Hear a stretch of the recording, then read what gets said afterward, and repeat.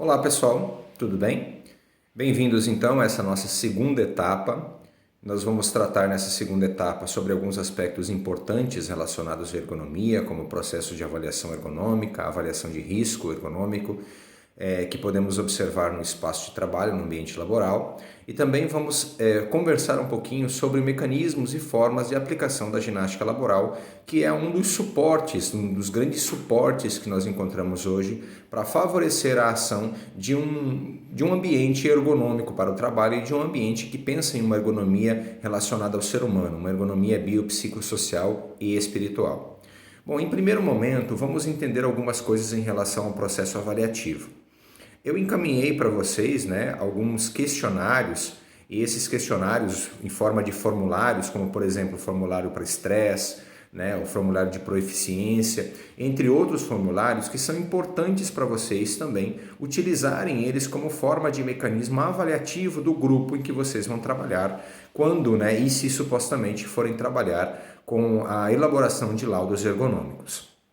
É importante vocês lembrarem que a primeira coisa que a gente faz em análise ergonômica atualmente é avaliar as características relacionadas ao indivíduo, pois é o indivíduo hoje o nosso foco do pensamento ergonômico.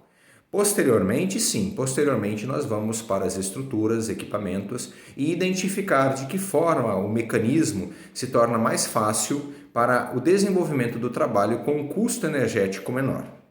Outra coisa importante é que quando nós falamos sobre a aplicação de trabalho sobre situação pesada, ou seja, o trabalho pesado, o trabalho árduo, há uma outra percepção que a gente precisa ter.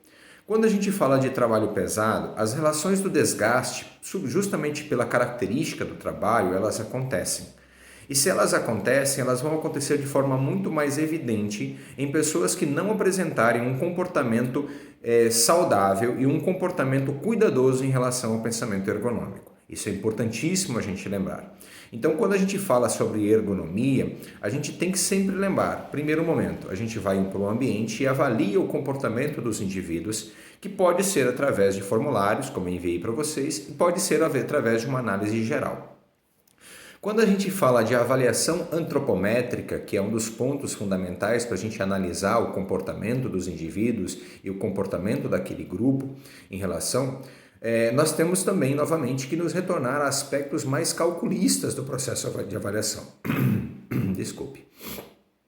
Quando a gente pensa em avaliação antropométrica, algumas coisas podem lembrar a memória de vocês, Aquela avaliação que vocês fazem, por exemplo, num espaço como academias, essa avaliação que pega dobra cutâneas, todas são avaliações antropométricas. É um exemplo que nós temos das avaliações antropométricas, tá?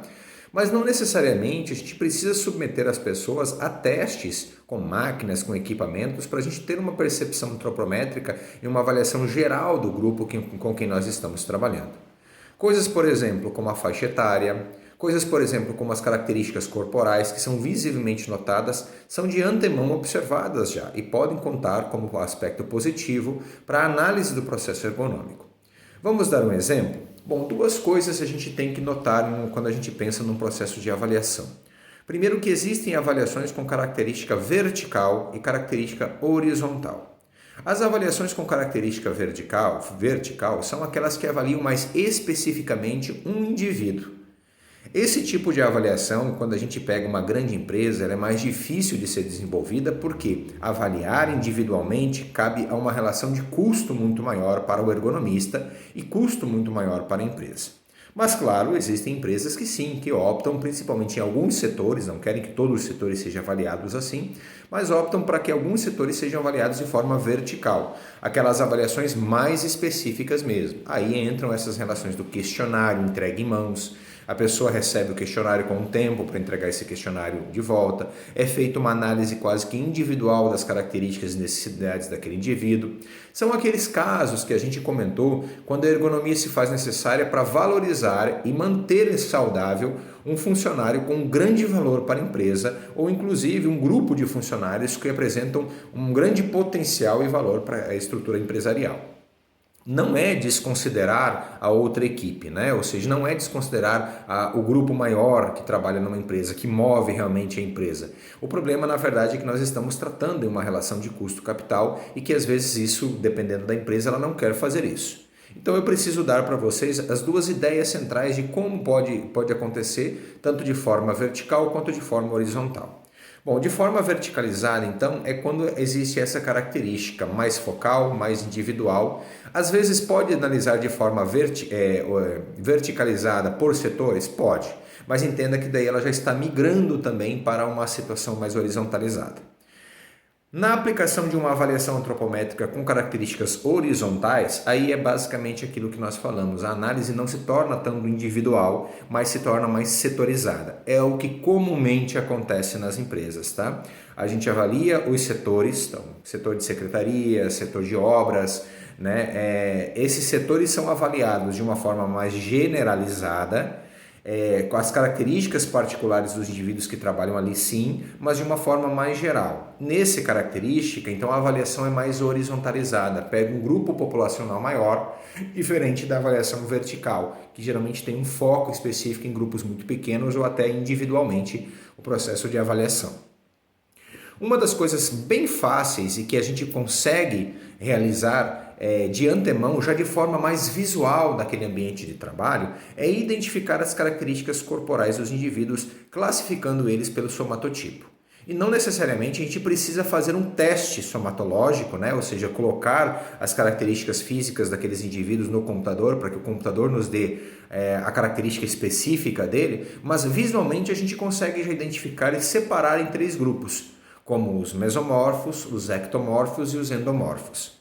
Esses tipos de classificação, eles diferenciam as pessoas pela característica corporal. Por exemplo, os ectomorfos são aqueles indivíduos mais longos, né? Membros bem destacados do corpo, um braço comprido, uma perna comprida, aqueles indivíduos mais esguios, tá? Um mesomorfo, por exemplo, é um indivíduo mediano, com a característica onde o tronco e os membros têm uma proporção parecida, tá? É um mediano. Já o endomorfo, por exemplo, é aquele indivíduo mais baixo, atarracado, com membros curtos, com um tronco curto, tá? Essas características diferenciam já as estruturas e que podem dar para nós uma noção de como cada organismo pode sofrer com a realização de um trabalho específico, de uma mecânica específica de trabalho. Lembra que nós falamos sobre uma relação de alavancas? Uma das coisas que a gente tem que ter em mente é essa relação de braço de resistência versus braço de potência. Quanto maior o meu braço de potência, mais fácil fica o trabalho. Quanto menor o meu braço de potência, mais difícil fica o trabalho.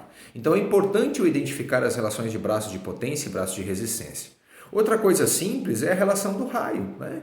Por exemplo, se eu tenho um objeto com grande distância, fazendo com que eu tenha que estender todo o meu braço para buscá-lo, eu tenho uma ação onde o meu raio de ação é muito longa, fazendo um gasto de energia muito maior. Se eu tenho um objeto mais próximo, a relação do dispêndio energético que eu vou ter para pegar, para capturar esse objeto, para continuar as relações do trabalho, é menor. Assim como, por exemplo, em uma bancada. Nas bancadas, elas são diferentes ou apresentam diferença em relação à sua altura, dependendo do tipo de trabalho que a gente vai aplicar. Olha só, estamos saindo de uma ergonomia relacionada à parte humana, que vocês acompanharam e estão fazendo as atividades, e estamos já começando a pensar numa ergonomia estrutural, onde o ambiente de trabalho começa a ser avaliado. Mas, claro, tem que ser avaliado para se adaptar às condições humanas. Vamos dar um exemplo de bancada? Existem 3 níveis de bancada. Tá? A gente fala assim, que as bancadas elas estão relacionadas ao tipo de força que é aplicada sobre ela. Bancadas onde eu aplico uma força muito excessiva, eu preciso martelar algo com força, a bancada não pode ser muito alta. Então a bancada geralmente é um pouco mais baixa. Tá? Ela geralmente é uma bancada onde mantém a estrutura do ser humano ereto de forma correta, mas ela não pode passar muito da linha da cintura, porque eu preciso dispendiar força. Já bancadas onde eu preciso de um grau de força reduzido e um pouco de coordenação específica para a realização, ou uma martelada um pouco mais leve, eu preciso de uma bancada um pouco mais alta. Porque daí eu trago o objeto mais próximo da relação de visão e da coordenação motora mais específica. E mesmo assim consigo dispendiar um grau de força um pouco menor, mas consigo dispendiar um grau de força. Já uma bancada mais alta, por exemplo, né, é onde eu vou trabalhar com minúcias, sem muito aspecto de relação de força, eu preciso dessa bancada mais próxima das relações visuais, que não dificultem a posição da minha cervical, né? Senão tem que ficar baixando para observar, porque eu preciso de movimentos mais delicados, movimentos mais específicos.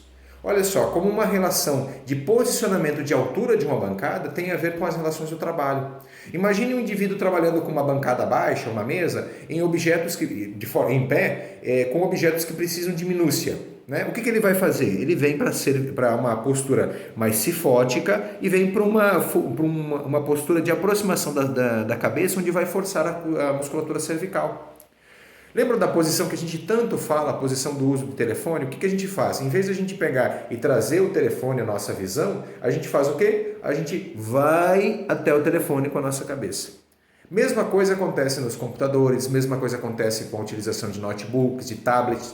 Em vez de aproximarmos a estrutura próxima à nossa posição, da nossa altura, não, a gente deixa numa posição de bancada baixa, onde precisa de minúcia, né, e vai assim, ó, né, e se aproxima demais dessa estrutura. Isso gerando danos específicos e danos fundamentais para a ergonomia humana em questão, levando aquilo que nós falamos, absenteísmos, né, afastamentos do ambiente de trabalho, as questões relacionadas ao custo por afastamento definitivo do ambiente de trabalho. Então é importante essa percepção, tá? Primeiro avaliar com quais características humanas nós estamos lidando. Mas nesse setor, professor, existem a troca de turnos. E os 3 turnos que atendem nesse mesmo espaço, as pessoas que atendem nesse mesmo espaço, dos 3 turnos apresentam características morfofisiológicas muito diferentes.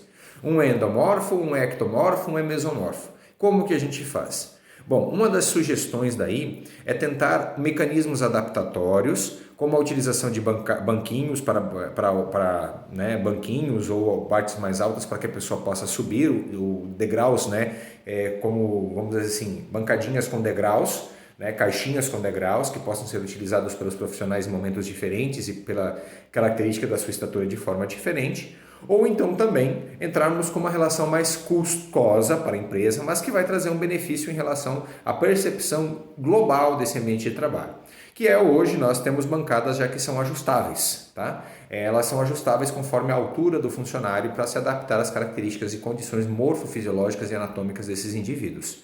Claro que a gente sabe que não é sempre muito fácil a gente conseguir fazer com que a empresa banque com isso. Mas se é uma empresa, por exemplo, uma marcenaria, tá, que trabalha com isso, trabalha com madeira, né, não seria muito mais fácil a gente falar assim, vamos fazer uma bancadinha com degraus? Uma bancadinha com 2 degraus ou 3 degraus, onde a pessoa que vai trabalhar pode empurrar ela para dentro e sobe no degrau correspondente à sua altura, onde fique mais fácil para ela trabalhar? Isso não tem quase nenhum custo para uma empresa característica, como por exemplo uma marcenaria, né? E a relação do benefício que vai dar para o desenvolvimento do trabalho é muito maior. Tá? Então existem 2 formas, as formas adaptatórias que a gente pode observar, interagir e adaptar segundo aquilo que seria o mais próximo do ideal, e as relações mais ideais, que são aquelas que o objeto é pensado ergonomicamente, a adaptação do mecanismo humano, e aí então é adquirido pela empresa. Entendam que, claro, o ótimo seria todas as empresas conseguirem adquirir os materiais específicos para a adaptação, mas a gente sabe que não é assim, né? A gente não vai dizer aqui de situações como, por exemplo, empresas como, sei lá, Itaipu Nacional, que tem o ergonomista ativo, né, 24 horas por dia, ele tem mais de um ergonomista, eles trabalham em ciclos, em turnos, que pode atender todos os turnos de manhã, tarde, à noite, que solicitam os equipamentos, a empresa fornece. Então não é toda empresa que a gente consegue isso. Então a gente sugere mecanismos adaptatórios com certa altura, com certa característica e que às vezes depende sim de uma análise matemática do ambiente, uma análise estrutural do ambiente, mas de uma forma adaptada. Tá ok? Bom, esse vídeo então se diz respeito a uma relação mais específica sobre o mecanismo de processo avaliativo e interpretação das relações avaliativas no ambiente de trabalho sobre os novos princípios da ergonomia humana, que leva em consideração primeiro os seres humanos e posteriormente o ambiente de trabalho, adaptando esse ambiente de trabalho para os seres humanos. Tá bom? Próximo vídeo a gente vai dando continuidade, e vamos falando provavelmente sobre a ginástica laboral, que é uma das estratégias que vocês podem também influenciar para que as empresas adotem e desenvolver dentro do seu espaço, valorizando as relações do funcionário e diminuindo todos esses problemas relacionados à questão humana nos ambientes de trabalho. Tá bom? Um abraço para vocês.